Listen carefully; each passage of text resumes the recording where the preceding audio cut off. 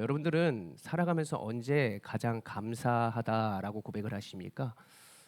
살면서 어떠한 것이 감사합니까? 이 앞에선 저는 누군가가 나를 알아줄 때, 누군가가 낼 수 없는 시간을 내서 나와 함께 해줄 때 제 입술에서 감사합니다라고 하는 고백이 나오는 것을 보게 됩니다. 결국 감사라는 것은 자격 없는 우리가 생각지도 못한 삶을 살았을 때, 내가 기대하지 못한 것을 받고 누렸을 때 사람은 감사하더라는 것이죠. 지난날 여러분들은 어떤 사람이셨습니까? 부족했습니까? 연약했습니까?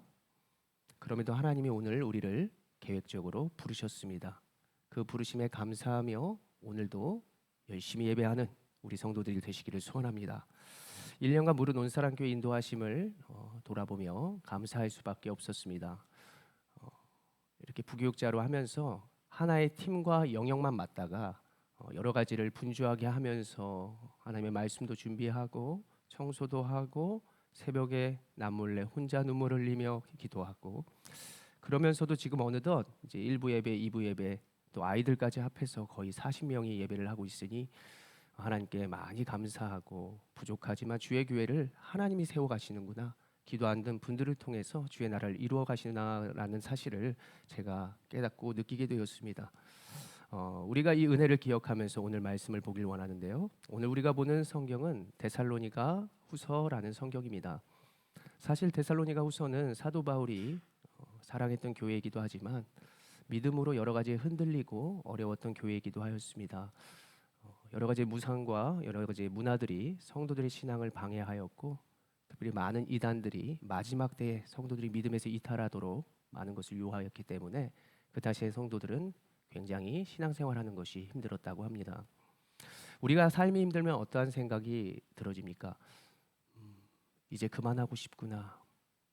부모 노릇 포기하고 싶구나. 군대에 있을 때는 군대 탈영하고 싶구나라는 생각도 해보았고요. 이것이 끝이구나라는 생각에 주변에 웃으면서 걸어다니는 사람들을 보면서 저 사람들은 뭐가 그리 좋길래 기뻐할까? 내가 돈이 부족하면 저 사람들은 돈이 많아서 기뻐할 거야. 내가 건강이 연약하다면 저 사람은 건강해서 기뻐하는 걸 거야. 이런 생각을 가지면서 우리는 인생을 살아가더라는 것이죠. 지금 이러한 마음과 인생을 살아가는 성도들에게 사도 바울이 하나님의 말씀을 전하고 있는데, 제가 읽어드린 13절이지만 좀 깁니다. 그러나 같이 다시 한번 읽어보시죠. 13절입니다. 읽겠습니다. 시작. 주께서 사랑하시는 형제들아, 우리가 항상 너희에 관하여 마땅히 하나님께 감사할 것은 하나님이 처음부터 너희를 택하사 성령의 거룩하게 하심과 진리를 믿음으로 구원을 받게 하심이니. 아멘. 그들이 어려운 삶에서도 감사할 이유가 있다는 것인데요. 또 이러네요. 네, 죄송합니다. 우리 고우진 성도님 갔다 오시죠. 제가 이걸로 넘기겠습니다. 지난번에 10층에서 이런 일이 있었고, 또 여러분들 제가 요동하지 않고 이렇게 믿음을 지켜 박주영 집사님 출동해 주세요. 우리가 이제 여기가 옥상이니까, 이쪽이 옥상이니까 너무 불편하지 마시고요. 지난번에 성찬식, 세례식, 그리고 뭐 있었죠? 그러한 행사가 있을 때 저런 일이 있었거든요. 그래서 제가 영적인 싸움이다, 깨어 있으면 된다. 그리고 지금 이제 가신 분이 우리 관리단 임원이시기 때문에 관리단에 알아보고 또 전화하고 이렇게 여러 가지 조치를 취할 것이니까 여러분들 너무 두려워하지 마시고 믿음으로 예배를 계속하셨으면 합니다. 오늘 이제 우리가 또 이렇게 1주년이니까 여러 가지가 방해되고 우리의 믿음을 흔들리려 하는데요. 그 흔들림에도 여러분들 굳건하게 서서 우선 믿음으로 예배 드리시기를 소원합니다. 지금 이러한 성도들에게 이 13절의 말씀처럼 이 말씀에 하나님이 그들에게 들려주셨다는 것이죠. 왜냐하면 그들이 이미 하나님께 계획되신 바, 작정된 바, 예정하신 바, 부르심을 받았고 믿음으로 말미암아 성령님이 믿음 갖게 하여 주셔서 이들이 구원을 이미 얻었다라고 하는 사실을 성도들에게 말을 해주는 것입니다. 그러니까 너희 이미 두려움과 걱정과 여러 가지가 너희들에게 방해할지라도 너는 이미 하나님의 자녀고 이미 천국에 들어갈 권속들이기 때문에 너무 그 과정 가운데 두려워하거나 힘들 필요가 없어라고 하는 사실로 성도들을 위로했다는 것이죠. 인류가 이제 죄를 짓고 나서 어떤 모습으로 살아갑니까? 이 하나님의 주권과 섭리에 불순종하게 됩니다. 계속해서 말을 해도 말을 듣지 않는다는 그 죄의 영향을 받게 되는 것입니다. 그래서 인류가 계속해서 불순종하는 그 모습을 보시면서 하나님이 어떻게 했어요? 굉장히 마음의 한탄과 또 어려움이 있으셨겠죠. 힘듦이 있으셨겠죠. 근데 사람들이 이러한 질문을 해볼 수 있어요. 하나님이 계획하시고 작정하셨다는데, 창조하셨다는데 사람이 불순종할 거라는 걸 몰랐나? 하나님 아셨습니다. 우리에게 주신 것이 자유의지죠. 자유의지라는 것을 선물로 주셨습니다. 로봇처럼 우리를 이렇게 창조하신 게 아니라 네 인생은 네 거, 너가 선택하는 거에 따른 결과로 살아갈 수 있도록 하나님은 선물 주신 것이죠. 이게 선물이라는 것입니다. 그래서 하나님은 작정하시되 모든 것들은 예정된 가운데에서 모두에게 자유주권, 그 자유의 선택을 허락하셨다. 그러면서 순종할 자녀들과 불순종할 자녀들이 결국에는 어디로 나아가게 될런지도 하나님은 알고 계신다는 사실이죠. 그런데 오늘 성도들은 어떠한 것을 하고 있습니까? 신앙생활을 하고 있는 것이죠. 그리고 우리도 예배하고 있는 것입니다. 그래서 너희들이 감사해라. 너희들은 이미 그 작정함 속에 계획 속에 있는 것이고 결국 구원을 받았기 때문에 감사하면서 살아야 한다라고 하는 이유를 알려주시는 것입니다. 부모가 자녀에게 듣는 말 중에 가장 기분 좋은 말이 무엇인지 아십니까? 나 아빠 아들인 게 너무 좋아. 나 엄마 딸인 게 너무 좋아. 그리고 부모님 날 낳아주셔서 너무나 감사합니다. 이런 말 할 때 부모의 마음이 가장 기쁘다고 해요. 그렇다면 하나님은 어떠한 것에 기뻐하실까요? 하나님, 내가 이 자리에 있게 하여 주신 것 감사합니다. 하나님이 나의 하나님인 것, 그 사실이 너무나 감사해요.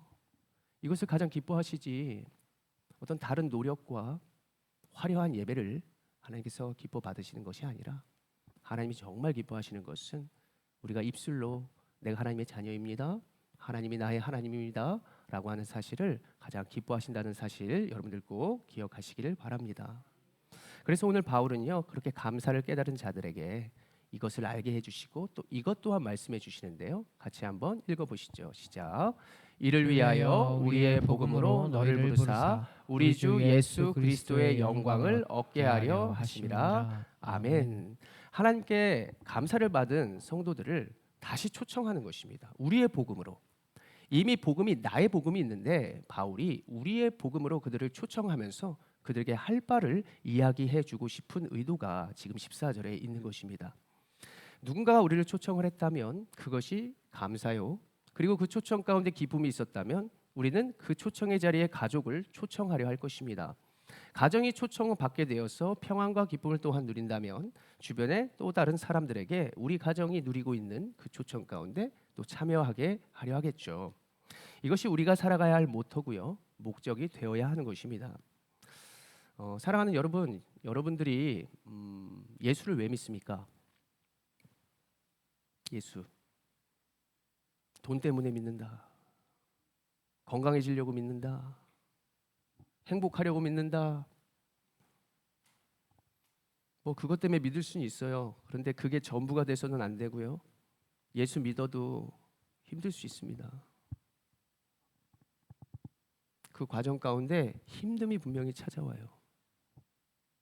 힘든 가운데 하나님이 무엇을 요구하시고 그 가운데 영광 드러내시려고 예수 믿어도 이 인류를 살아가는 그 모습은 힘들 수 있습니다. 그래서 이것들은 우리의 마음속에 여러 가지 생각하는 것들은 예수를 믿는 첫 번째 목적이 되어서는 안 되는 것입니다. 우리가 예수를 믿는 궁극적인 목적은 이것입니다. 구원이라고 하는 것인데요. 저를 한번 따라해 볼까요? 천국에 가기 위해 믿는 것이다. 되게 단순한 것 같죠. 그리고 어린아이가 고백하는 것 같습니다. 이 인류는 이 세상은 결국 영원할 수 없고 부족하고 여러 가지 연약한 것을 알기 때문에 우리는 영원한 것, 영원히 안전한 곳, 결국 그곳에 승리하기를 원하고 또한 안전한 곳에 내가 나중에라도 거하기를 원하는 것입니다. 이것이 천국입니다. 천국 가기 위해 믿는 것이죠. 지금 안 되니까요. 지금 다른 구원으로는 몸은 구원받을 수 있지만 만족이 없고 영원한 것이 안 된다는 걸 우리가 너무나 잘 알기 때문에 결과적으로 하나님의 그 목적 영원함을 보여주시면서 영원한 영역, 하나님과 함께함, 누구나 믿음에 함께 동고동락하면서 주님만을 찬송할 수 있는 영원한 곳, 그것을 가게 하기 위해, 우리가 가기 위해서 지금 믿고 있다는 사실을 여러분들 가장 먼저 기억하셔야 합니다. 그 구원이라는 뜻은 이제 헬라어로 소조라고 하는 것인데요. 이거는 이제 구조하다, 구조, 보호받다, 보호, 이제 이러한 뜻이 있어요. 영원한 구원과 영원한 구조. 세상에서는 구원해 주세요, 도와주세요라고 하면은 이 땅에서 잘 먹고 잘 살고 내 몸이 평안하고 행복하고 기뻐하는 것으로 구원을 노래하고 구원을 요구합니다. 그런데 이제 우리가 그것을 세상에서 살다 보면 그것에 영원한 구조와 영원한 보호가 없다는 사실을 알게 되죠. 결국에 영원하는 것은 우리가 마음이 평안해야 되고요. 우리의 영혼이 만족이 있어야 하는 것입니다. 그래서 베드로 사도는요. 이 구원에 하나님의 구원에 대해서 이렇게 말씀을 하는 것이죠. 베드로전서 1장 9절의 말씀입니다. 읽겠습니다. 시작.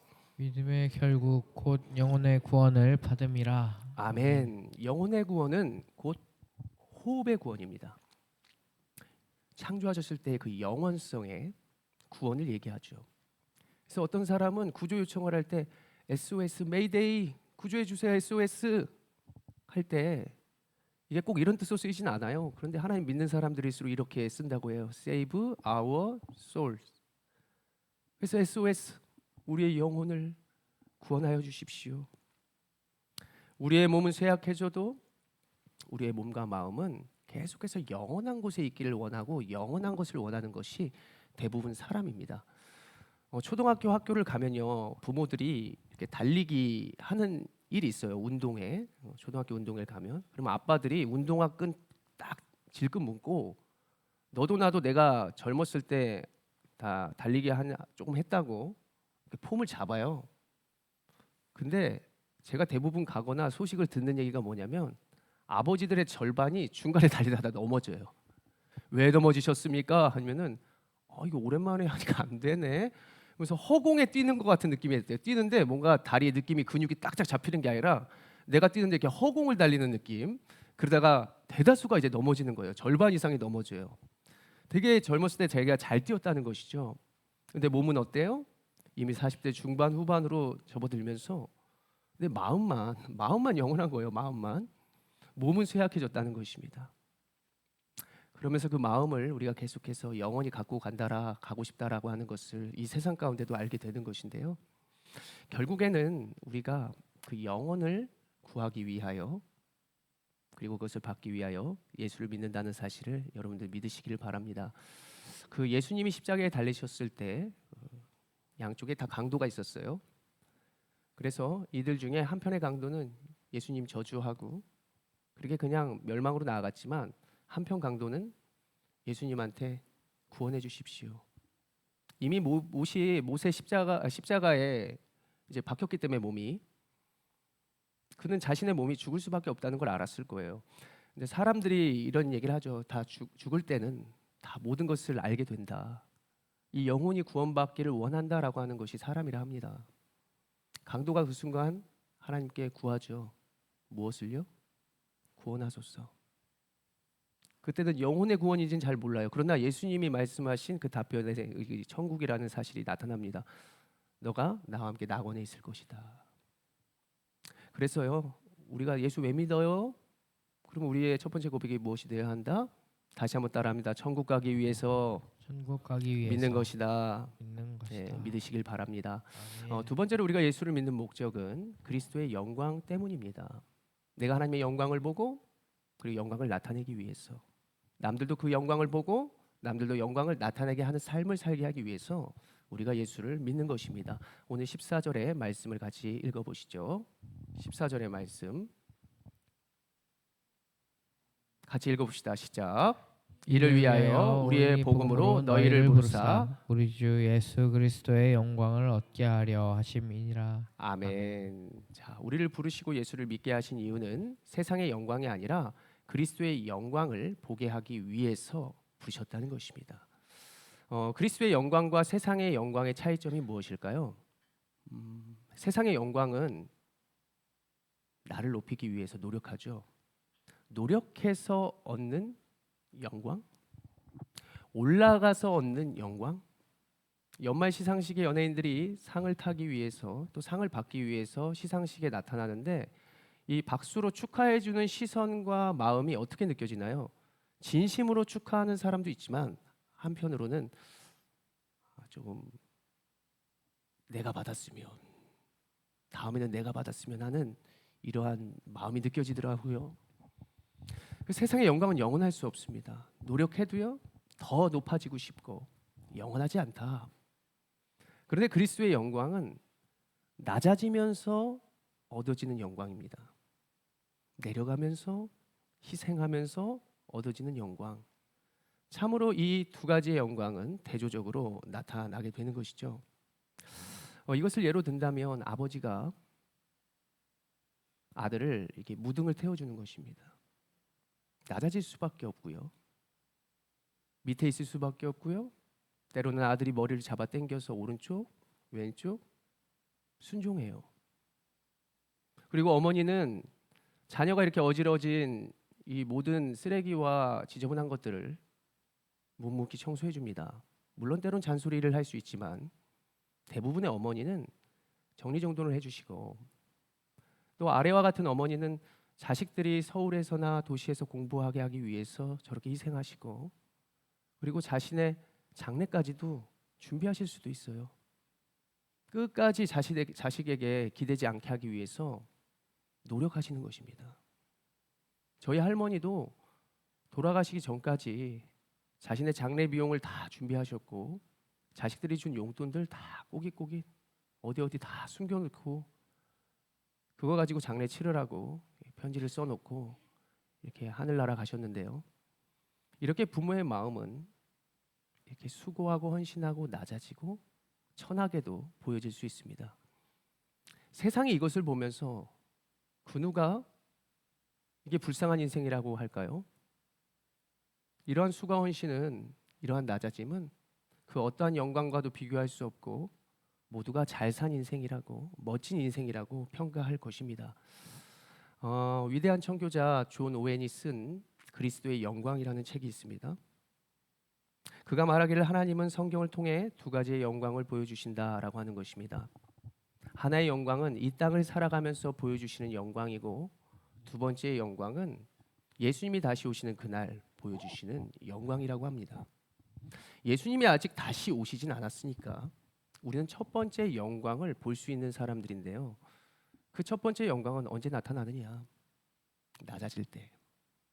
내가 낮고 천한 모습에서 살아갈 때 하나님이 그 누구도 알 수 없는 그 낮아짐 속에 있는 영광을 눈으로 보게 하시더라는 것입니다. 눈으로 보게 하시면서 결국에는 높여주시게 되는데, 이 섬김 가운데 세상은 보람이라고 이야기를 할 수 있지만 우리는 그 자리에서 하나님이 영광을 보게 하시고 나를 높여주셨구나 라고 한다는 사실을 깨닫는다고 하는 것이죠. 여러분, 세례 요한이 있습니다. 세례 요한은 제사장의 가문으로 태어나서 어디에 거했습니까? 성전 앞에서 바리새인들처럼 나 제사장 아들이야, 나 사도신경 안 보고도 외워.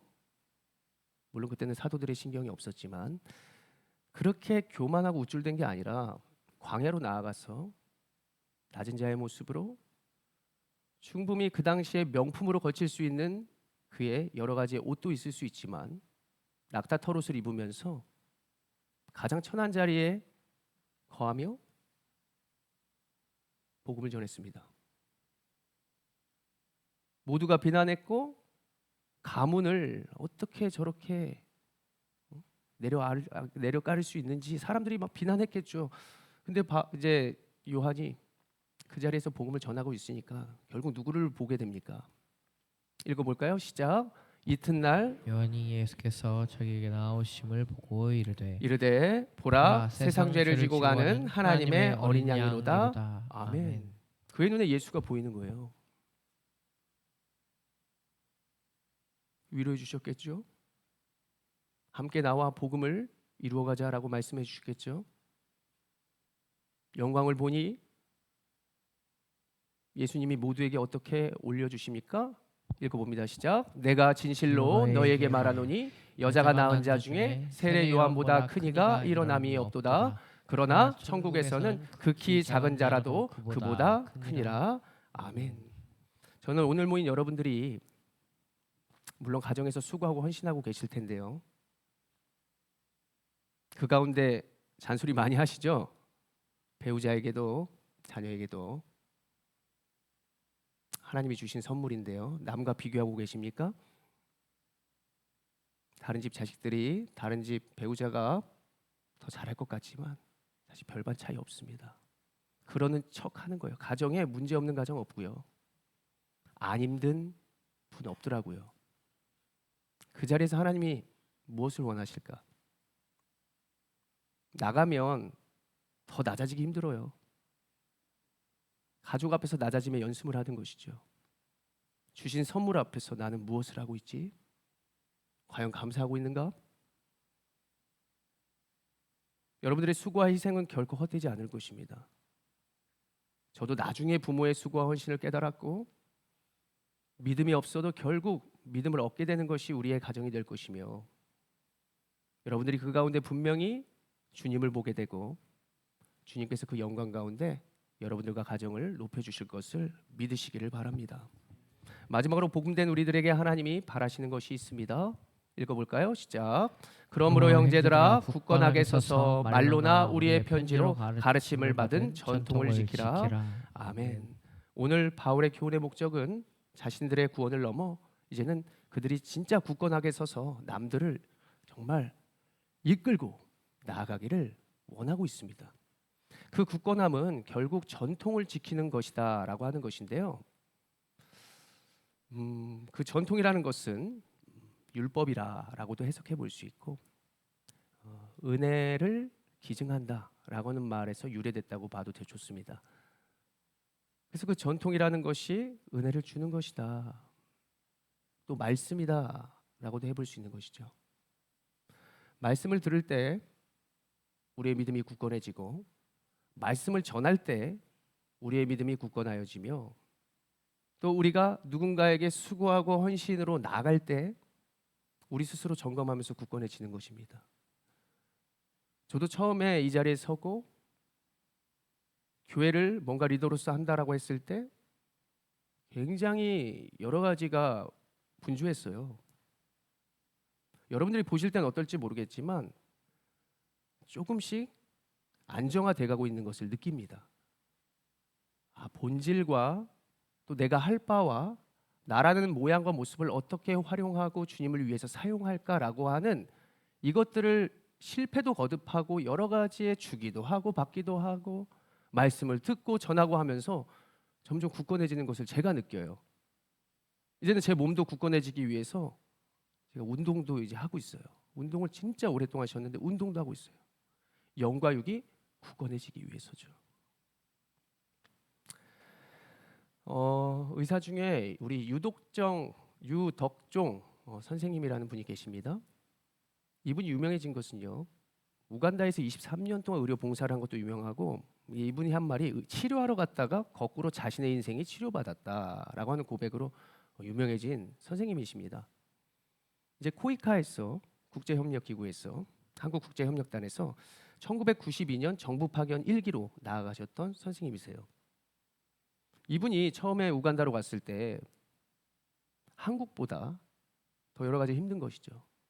물도 먹을 것도 거할 것도 모든 환경과 보안도 부족했다라는 것입니다. 처음에는 못하겠다. 그런데 이왕 칼을 뽑았으니 그래 한 해 한 해 견뎌보자 하면서 그분이 그 낮은 자리와 여러 가지 희생과 고생의 자리에서 동참하다 보니까 얻게 된 게 무엇이었냐면 감사라고 하는 것을 자신이 생각하고 감사라는 것이 생겨났다고 합니다. 나를 통해서 사람들이 작은 것에 기뻐하는 것이죠. 여러분들 선교지를 가보면요, 내가 주려고 갔지만 도리어 받고 오는 것이 더 크잖아요. 나는 주려 했는데 그들에게 받은 사랑이 더 크더라고요. 이분 역시도 그러한 환경 가운데 자신이 거하고 처방전을 써줄 때 높은 수치, 콜레스테롤, 당뇨, 여러 가지의 혈관 이런 수치가 자신 때문에 낮아지는 것을 느끼면서 사람들이 자신보다 더 낮아지려고 그런 거예요. 자신은 그 낮춤 가운데 몸까지 낮추니까 자신을 높이는 그러한 모습을, 그러한 경험을 하게 되었다는 것입니다. 내가 남을 위한 유익으로 나아가다 보니까 지금까지 경험해 보지 못한 참 기쁨과 행복을 느꼈더라는 것이죠. 사랑하는 여러분, 우리는 인생을 무엇을 위해 살아가고 계십니까? 무엇을 믿고 있습니까? 무엇 때문에 신앙생활하고 계십니까? 지금 인생 가운데 여러 가지 육적으로 해볼 거 거의 다 해보지 않았어요? 얼마나 높아져 봐야, 얼마나 큰 영광을 받아야 우리의 마음에 만족이 있을까요? 오늘 여러 모양과 또 여러분들의 모습 가운데는 다양함이 있을 것인데요. 그 다양함 가운데 하나님이 오늘 우리에게 말씀해 주신 이유는 우리가 조금만 더 참고 인내하면서 그 낮아진 자리의 모습과 섬김의 자리의 모습을 통하여 하나님은 하나님을 보여주고 싶은 것이 있을 것입니다. 그리고 여러분들 너무나 높여주고 싶고요. 주님이 낮은 곳으로 나아가신 것처럼 우리가 낮아질 때 하나님은 분명히 그 영광을 보게 하실 것이고, 그 영광을 보게 하시면서 분명히 주님과 함께 승리의 자리로 인도하실 것을 여러분들 믿으시기를 바랍니다. 이제는 여러분들이 실천해야 할 때입니다. 제가 오늘 사역지원서 주면서 이것 지금 실천하라는 게 아니라, 가정에서 못했다면 이제 가정에서 해야죠. 언제나 자녀 탓하고 언제나 돈이 없고 환경이 안 돼서 내가 못 낮아졌다? 지난날에 우리의 부모와 우리의 믿음의 선진들은 지금 우리가 생각하는 그것이 없어도 자신이 가진 것으로 낮아지면서 다 자녀들 길러왔고 다 세워주셨습니다. 저는 뭐라고 말을 할 수는 없어요. 그러나 성령님께서 오늘 여러분들에게 하시고자 하는 말씀은 분명히 있을 것입니다. 어디에서 분명히 더 조금만 더 나의 자리로 너가 나왔으면 좋겠다. 그런 울림과 감동을 여러분들이 가슴에, 마음에 꼭 새기시기를 바랍니다. 우리 교회가 나아가자 하는 한 가지의 목적이 있습니다. 그것은 어떠한 프로그램보다 예배라고 생각합니다. 낮아지는 예배. 교회 와서, 그래서 직분자들을 안 보내주시나 봐요. 저희 교회 중직자 없어요. 저기 장로님 등록 안 하실 거잖아요, 그죠? 온산에 계실 거죠? 없어요. 나설 수 있는 사람 아무도 없습니다. 오직 주님만이 나설 수 있고 순종으로 세워지는 교회인 줄로 믿으시기를 바랍니다. 그래서 예배 가운데 섬김과 낮아짐을 배우고요. 예배 끝난 후에도 뭔가 부족함이 보이잖아요. 그리고 나 하라고 하나님 보여주신 거예요. 그게 영광입니다. 믿으시길 바랍니다. 뭔지 보이면 하나님 내가 닦으라고 보게 하신 거예요. 그게 영광이에요. 따라해 볼까요? 부족함이 영광의 자리다. 네, 영광의 자리예요. 주님이 그거 통해 일하신다 그랬잖아요. 그래서 주의 교회는 그렇게 세워가는 것입니다. 지금까지 이 교회가 마이너스 없이 계속해서 성장을 해왔고, 전 그것은 분명히 여러분들의 수고와 헌신, 그리고 지난날에 부모님의 기도, 또 오늘 참석하신 우리 교수님의 응원과 기도 덕분이라고 생각합니다. 교회는 혼자의 잘남으로 세워가는 것이 아니라 하나님을 따라 나아가는 인생으로, 낮아짐으로 세워가는 것으로 믿으시길 바랍니다. 무릇 온사랑교회는 모든 성도들의 수고와 헌신으로 세워진 교회입니다. 이제는 우리들 차례입니다. 우리의 수고와 헌신으로 우리의 가정과 주변을 살리고 거룩한 처소에서 함께 기도하며 주의 아름다운 공동체를 이루어가기를 소망합니다. 희망찬 2025년 이곳에서 함께 각자의 모습과 모양대로 아름답게 무릇 온사랑교회를 세워가는 모든 권속들 되시기를 소원합니다. 기도하겠습니다.